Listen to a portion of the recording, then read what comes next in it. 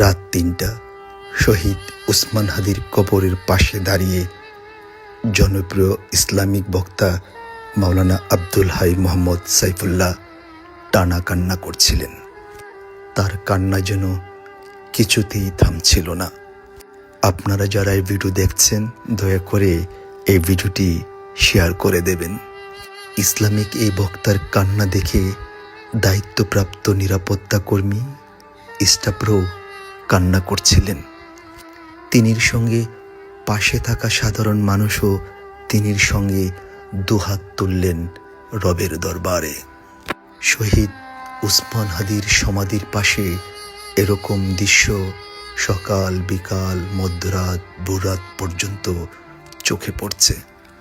এরকম ভালোবাসা গজ কিংবা ফিতা দিয়ে মাপা কখনো সম্ভব নয়। এমন ভালোবাসা কেবল ভালোবাসা দিয়ে মাপা সম্ভব। এমন আকুতি মিনতি কেবলমাত্র মহান সৃষ্টিকর্তাই নির্ধারণ করতে পারেন।